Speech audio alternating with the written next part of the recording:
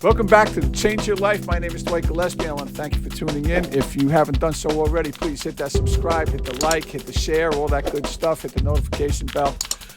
We are coming to you from Queens, New York. And this is the Change Your Life channel. We try to give you some practical advice on how to lead a better life, you know, if that's possible, if that's really a thing, right, Walter? I got myself, Dwight, and it's Walter over there. He's doing the production. And yeah, he dropped his mic. I forgot I had the mic. Don't drop the soap in the shower, Walter. Anyway, today, what we're going to talk about, I did the 75 hard. I completed it. And that was completed actually last Friday, which was the 10th. February 10th was the last day. And I got to tell you, and we're going to talk about a couple of things, right? It was a great, great experience. It really was. And then on the 11th, I knew I was going to have, I was going to eat, right? Because I could go off the diet then and everything. Now, on the 75 hard, now, as many of you may know, I was 280 pounds when I went on this new way of eating. It's called Bright Line Eating. I've talked about it many times. You can look it up. Susan Pierce Thompson, thank you. I'm indebted to this woman forever. And I lost a lot of weight before I went. I lost, over 80 pounds. When I started the 75 hard, I had already gone from 280 to 196, and I was 196 when I started. And I went down to 175 during the 75 hard, so I lost another 21 pounds on top of that, which was great. So the Saturday after, right, and I was telling Walter, the Saturday after, I had already planned, like, I'm going to my ex-mother-in-law, she's like the finest person I've ever known. Mercedes, I love you. So I'm going over there. We're going to watch a John Wayne movie, The Man Who Shot Liberty Valance, one of my favorite movies of all time. Great movie. So I'm going, I was getting Ben's Deli, which is in Whitestone, right? It's a great deli. I got lean pastrami. We got the latkes with the applesauce, and we did the whole Jewish fair thing, and it was really nice. I'm not Jewish, but I love Jewish food. I love all kinds of food. I live in New York City. It's the food bastion of the world. It's the best food you can get, and Queens actually has the best food anywhere because we got it all here in Queens. It's the most diverse place on earth. Mazel tov. Anyway, Mazel tov. That's right. Yes, very much. Walter. Anyway. Saturday, I knew I was going to do that. I wound up having 2 slices of pizza Saturday night because I haven't had pizza in almost, a year and a half anyway. And it was okay. And then Sunday, I had the Swedish meatballs with the egg noodles. And I got to tell you something. I threw away half of it because I said, what am I doing? It wasn't good, and I felt like crap. And in 2 days, I gained like 5 pounds in 2 days. And I made a decision, like, I read this thing in Ryan Holiday wrote this book. It's The Daily Stoic, I think it was what it was called. And I read it every day. And it was funny because the day after that Monday, there was in the Daily Stoic, it talked about cheat days and who you're really cheating. Like, it made me feel like crap. You say it's a cheat day. I don't do cheat very well. I don't do the gray. I'm black and white, man. I'm a black and white guy. I'm either going to do it or I'm not going to do it. And we talked about it. Like, I have a problem, right? I got this problem. I have an obsessive compulsive nature, right? I liked hats, and you can't see them. Walter's put them on before. But I liked hats, so I have 157 of them, right? I bought 157 hats. And I got hats I've never worn, right? Because anything that makes me feel good, I do it until it makes me feel like crap. Like, that's the way I am. And like the idea of a cheat day doesn't work for me because it's just like, I don't use drugs. I don't use any mood or mind altering substances, right? Because I know how I am. And people say, well, you can smoke a little pot, or you can drink a little. I can't. I can't. Because it's not that one beer that's going to hurt me. It's not that one joint that's going to hurt me. It's what's going to come after that because I don't know how to turn it off. I don't know how to stop. So like Monday came and I felt like crap. And I said, I don't want to go down this road. I've worked really hard at doing this. That's 75 hard. That was some hard. It ain't 75 soft, man. And it was really difficult.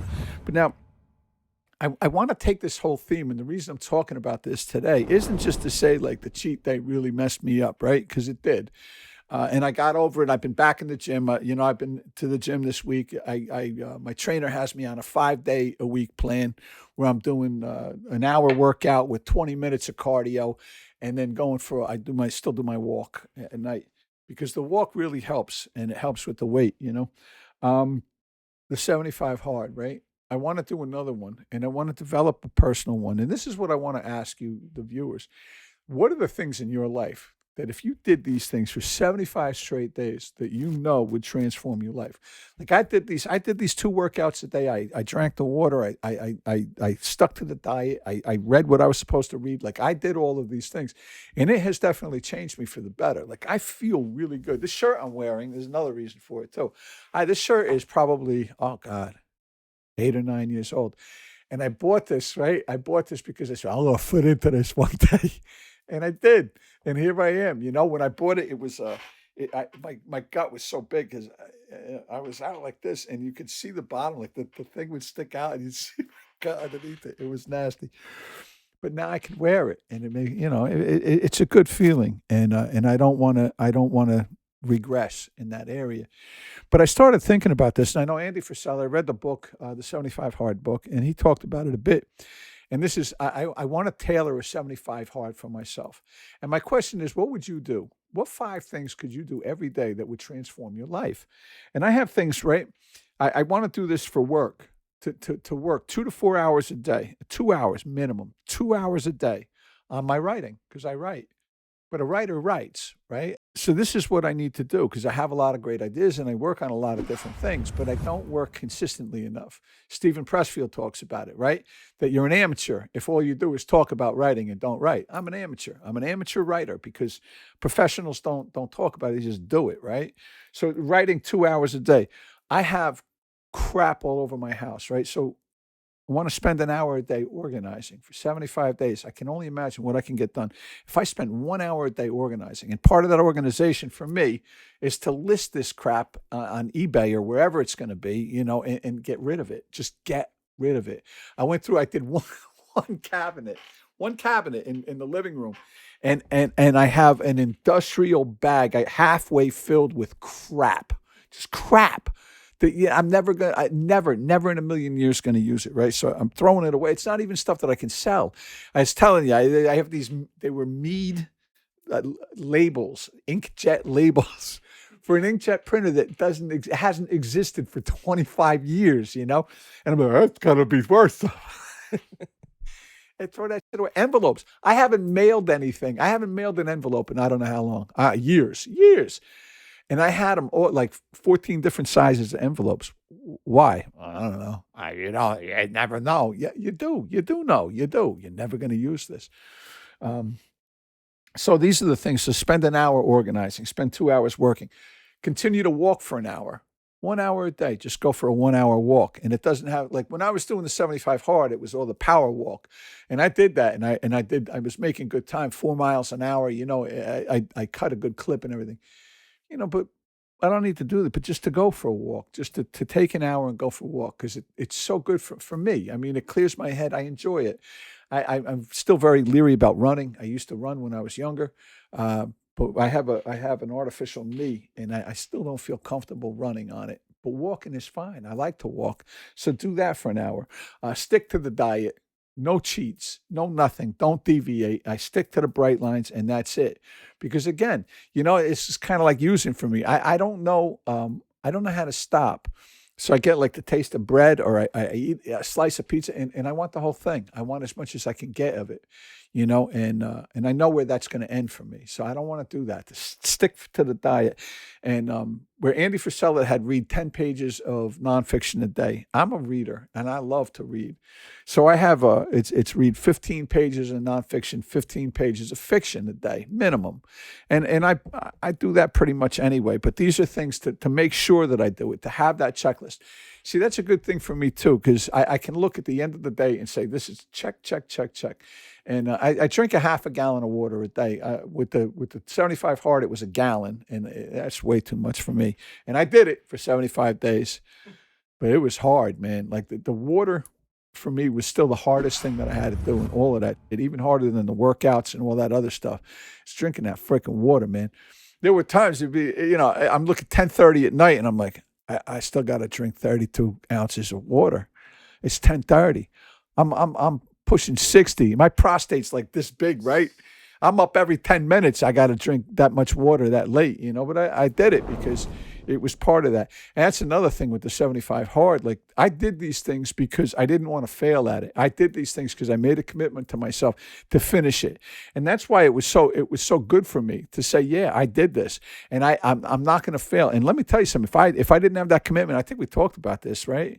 If I didn't have that commitment to do this, there's no way I'm doing those workouts every day. There were some days I hit the gym 8:00 at night, but I did it. I got that workout in. My friend Carl was the one who pointed out. He's like, yeah. He says, you have till midnight. You have till midnight, because I'd be tired. We do these things on Thursdays. We usually record on Thursdays, and we were here for 6-7 hours, and so I still had to do the workouts. It was rough. Anyway, so That much water is nauseating. oh man, let me tell you something. It was way too much. It was just way too much, and but I did it. Yeah. And it can make you nauseous. There were times I remember one time in particular, I drank 3 bottles because I can down the water. I just down it. That's the way I do it. I've seen Yeah. Just like it's a beer. Yeah. And Down the hatch. Yeah, I did 3 back to back, and like it hurt my stomach. Yeah, I'm like, what the? But I had it again. It was like 10:00 at night. I gotta drink this. I want to go to bed, and so I did, and here we are, and I survived. So anyway, but I love the idea of the 75 hard. I love the idea of challenging myself to do something for 75 straight days. In recovery, we do a thing called the 90 and 90. It's 90 meetings in 90 days, which is really, it's kind of, it's not true to itself, because it's 90 days of meetings, not 90 meetings in 90 days. Because I know I sponsored guys. So like if I go to a marathon and I got like 12 meetings, I don't have to go for like 12 days then, right? No. It's a meeting a day for 90 days and so I wonder if the 90 wouldn't be better, but we'll stick to 75 for now. 75 was hard enough. But that's what this is about, and about making my own personal 75 hard now. Now, we're going to California in 4 weeks, I think it is. So it's really not a good time to start this, because I know I'm not going to be able to do this, especially like the organization. I can't do that while I'm away. It's impossible. Other things I can do. So maybe I'll tailor something differently so that I can do it, because I'd like to continue with this and just continue doing these things, every 75 days. You could volunteer at the hotel to organize. No, but... Yeah. I don't care about them, no. You don't understand. And actually, the people that own the hotel we're going to are from Richmond Hill, Queens. They are. They'll appreciate it. Yeah. Because people don't get them. Anyway, so that's it, folks. So 75 hard. It's been completed. We've done it. You can get your own 75 hard. I highly recommend getting the book by Andy Frisella, 75 hard. Read it, take it to heart, give it a try, man. I got to tell you, it was a very worthwhile challenge. I've never felt this. My friend Kevin says all the time, my best body is yet to come. And I got to tell you something, pushing 60 years old, I haven't felt this good health-wise since I was in my 30s, maybe late 20s, early 30s, right?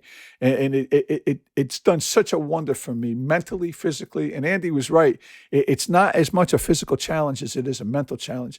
To have yourself do something like that consistently for 75 straight days, come rain or shine. Let me tell you, there were times I was out on that track, and there were a couple of days, it was like 8 degrees, and I'm out there by myself. Then the nice days come, the place is packed. And that felt good, man, to be out there in the rain and knowing I'm doing this and I'm committed to this and I'm going to get it done. Anyway, my name is Dwight Gillespie. This is Change Your Life. I want to thank you for tuning in. If you haven't done so, again, just hit that subscribe, hit the like, and all that other good stuff. You know what to do. Anyway, be well, have a great week, and we'll see you next time. Bye now.